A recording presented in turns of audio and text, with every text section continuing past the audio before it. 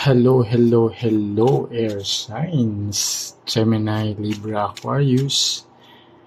Ako si Mystico Moreno, or in short, Mismo. Welcome to my channel, and now let's manifest love and light. Sa inyong Tagalog love reading ngayon na Mismo. Okay, so new love reading ang gagawin natin today. And let's find out ano yung overall energy muna ng new love na ito bago tayo mag-proceed sa tarot cards. So, muna tayo dito sa aking card. Ano yung overall energy? Oh, the Lovers! Well, it's kind of straightforward message that this new love is full of love. Okay, and I can see here na for some of you, this is a love that will last. Okay, and sa iba naman sa inyo, with this love, new love, is ito talaga yung love life na inaasam-asam nyo na matagal na and finally darating na ito sa buhay ninyo. Okay, so tingnan natin, alamin natin ano ba yung from this overall energy. Oh, by the way, you might be dealing with a fellow air sign Gemini. It doesn't have to. Yun lang yung strong energy na nasasagap sa reading na ito. So, pwede ibang sign pa rin naman. Pero check nyo yung kanilang Moon, Venus, Rising din. Baka Gemini sila sa reading na sa placement na yun. Sa reading. Malay nyo, nag-mistake din sila. But anyway, now let's see. Sino ba ito? Sino ba itong new love? Anong meron sa kanya, anong mga traits, characteristics na meron siya for you to at least have an idea sino itong new love na paparating sa buhay mo. So let's see the energy of this person. Oh, Justice. Okay. Itong person ito is a very fair person and very balanced naman din ang kanyang like a scale, very balanced ang kanyang life. Okay. Itong tao na to gusto niya lagi na fair ang lahat ng bagay. Kapag may nakikita siya na parang, parang unfair na to in a universal sense, hindi siya yung perspective lang niya. Okay? This person will do his or her best na may balik yung fairness and equality sa situation. And itong person na ito is very accountable when it comes to the roles, responsibilities niya sa relationship. So, someone that you can really rely on. And din siya. Itong relationship na to will be harmonious. Kasi, yun nga, by default, parang gusto niya lagi na bumabalik sa fairness kapag hindi na para may something off na when it comes to equality or pagiging fair ng situation sa relationship. Okay, for some, baka minsan inisipin na iba na parang, bakit ang dating is nanunumbat, for example, sa isang task or responsibility sa connection, sa relationship. But, itong person na to, nanggagaling lang din naman siya dun sa idea na everything should be fair. May equal portions, walang nakakalamang, walang, even for for some of you, kung hindi kayo into the parang split bill, for example, during dates. Call nyo yan. Pero for this person, he or she believes na in any dates, okay lang.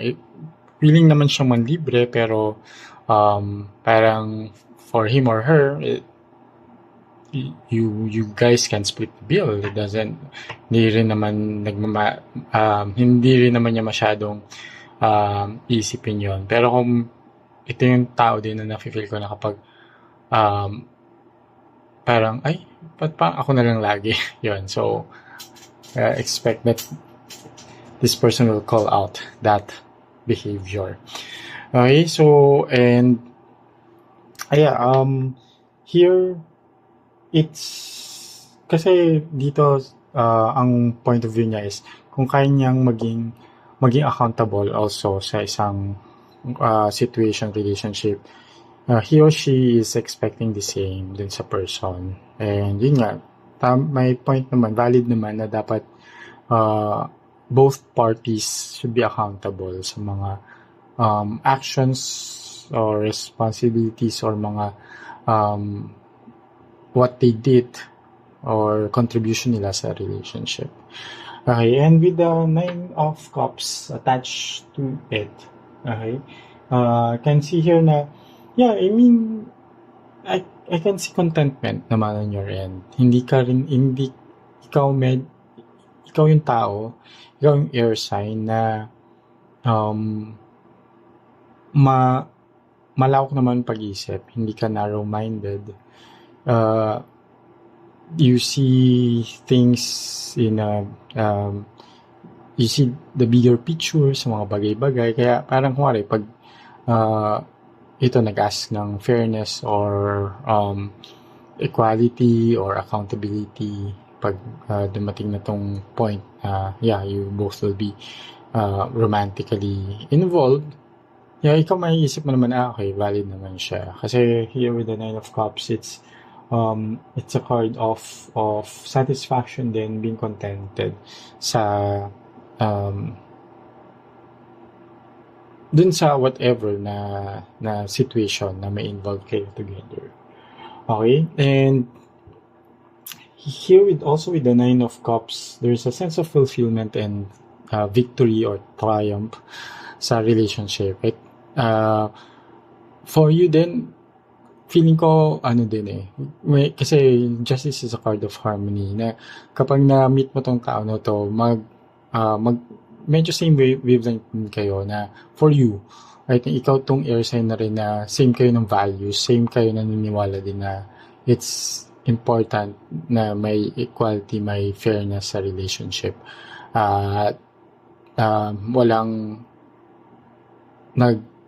Walang nagbubuhat ng relationship na isang side lang, parang gano'n. So should be two-way. So kaya nagigets mo siya kasi ganun din yung values mo. Okay? So now let's find out paano at kailan mo makikilala itong person na to. Okay?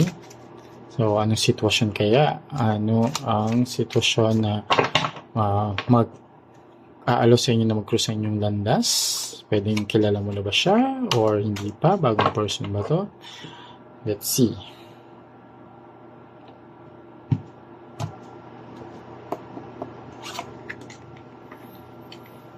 Ooh, 9 of Coins. Let's see the pair. So, but first with the 9 of Coins, this is a person who is financially secure, may financial freedom, very independent person. Okay? Dahil secure nga siya, alam din niya kung anong gusto niya sa relationship. And kaya, ganun din siya dun sa when it comes to the trait of equality and fairness. Kasi alam niya talaga. So, kapag parang ang isang tao ay hindi aligned din sa kanya, parang, okay, hindi tayo, okay, then move on next. Ganun din siya. So, kaya, kasi alam niya ano yung boundaries din niya, alam niya kung ano yung gusto at ayaw niya sa isang relasyon.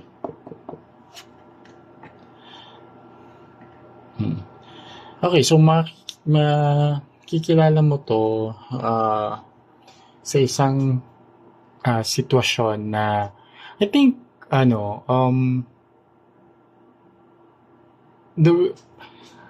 yung makikita kong situation, I think bagong person to, there will be like, yung nagda-download sa akin ngayon is like a situation na you are parang treated unfairly by someone. Tapos mag-intervene siya.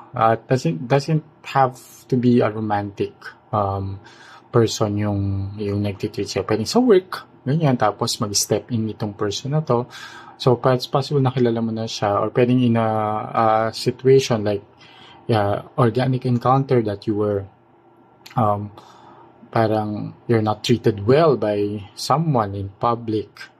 Pwedeng kakilala mo yung nagtitreat siya, or biglang may other random stranger din, or for example sa mall, this staff is not sa restaurant, nagkaroon na, I mean may you're a staff of a restaurant, tapos itong customer is parang masyadong OA na sa pag abuse sa mga staff, like treating, parang gets mo na yun, may mga ganong conflict situations na itong person na to mag-step in siya to help you to show fairness and to even talagang pakita niya na hindi na tama yung ginagawa ng isang person. Tapos doon magsisimula yung connection between the two of you, that ayan, parang, uy, salamat na tinulungan mo ko, and yeah, then this and that. May mga other circumstances leading further sa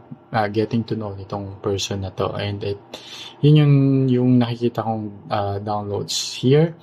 And you can meet this person either the 9th month, which is September, or pwedeng nagkilala mo na to nung July, last month, or pwedeng baka next July mo pa siya makilala. But here, pwedeng you'll meet this person also in ng 9th of the month or 7th of the month, okay, or at 9 o'clock, 7 o'clock in the morning, evening, or there's a significance itong 9 and 7 sa inyong dalawa, sa how you both will meet and when.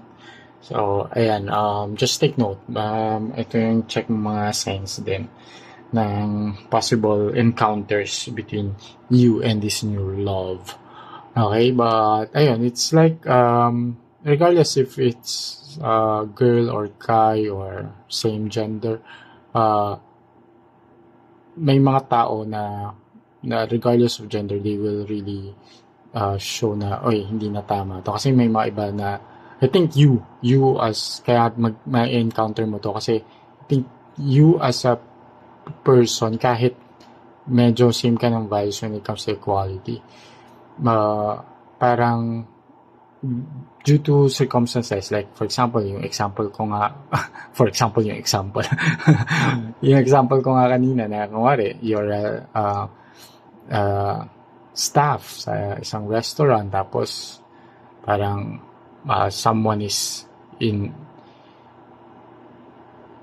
masyadong matapobre na ang treatment, ganyan, di ba? But you have to still be parang show hospitality. Well, I actually don't agree to that, but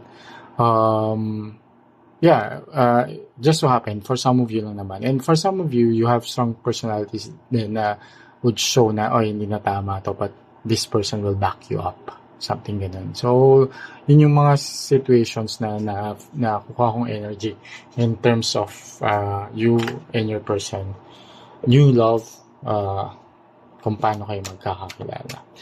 Okay, so bakit mo nga mamimit itong person na to?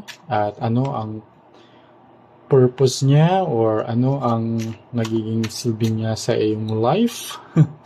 Okay, will it be a long-term relationship, or is it something karmic? Tapos kailangan nyo lang magkakilala to learn something from each other. So let's find out.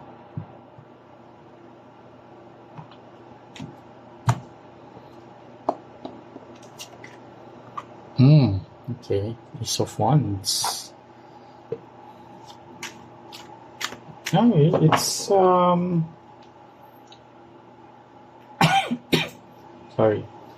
The Ace of Wands is a new beginning, something an intense attraction. So, but tingnan natin ano yung nakakabit dito. Kasi it's showing here na um, makikilala mo siya dahil, yeah, it's time for you to have a new beginning. Maybe you were also involved with someone na very unfair, ganyan, or uh, something na talagang hindi nagpakita sa'yo, nag-treat nga sa'yo ng tama. Like this one can be a romantic person, tapos nag-intervene nga itong new person na to. So, minsan kasi kahit strong yung personality natin or alam natin yun nga na what alam naman natin what fairness is, pero minsan parang inaalaw natin yung taong akala natin kasi din mahal natin na maging unfair sa atin, pero yun inaabuso tayo. So yeah, but anyway, going back, so itong si Ace of Wands is parang bibigyan kanya ng paano bagong simula. Pwedeng before hindi ka na rin naniniwala sa love dahil sa mga experiences na pagdaanan mo. Yeah, okay. With the Ace of Wands, High Priestess, yeah. Parang sinasabi ni Universe dito na kaya nga nagkakalala kasi may purpose, pero for now, let it be a mystery first. Allow the mystery unfold. Ano ba yan? Nabubulol pa. Unfold.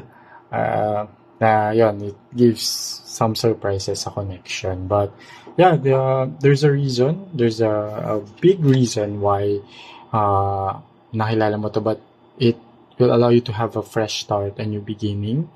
And this new beginning will help you really grow. And this is I can see here the medyo karmic. I cannot see here yet kung how long the relationship will last, but you will meet this person kasi ayun nga, it's still a mystery, but you'll learn something from it. But it's also related kasi medyo fresh start pa lang. Parang enjoyin mo muna itong new beginning kapag na-meet mo tong person na to. Okay, now let's find out ano naman yung ang tawag din? Final message, yung last pair ni Universe sa inyo. Ano yung advice, what step moving forward.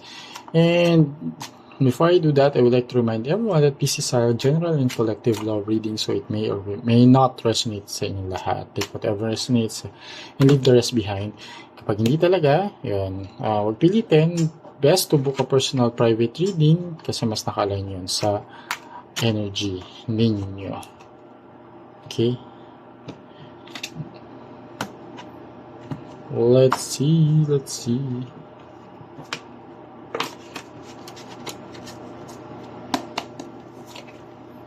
Okay, 7 of Wands.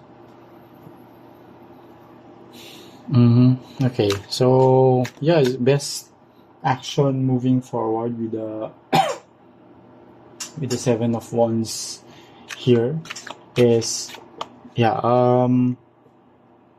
have to stand firm. I think may mga boundaries ka din talaga in the past na hindi ka naging firm sa boundaries mo. And I think this relationship will teach you that. Kasi nga, like here, parang this person nga is into fairness and equality. And kapag alam mo naman na inaabuso ka na or hindi na tama yung ginagawa ng tao sa'yo, pero you still allow it, ibig sabihin wala ka talagang boundaries. But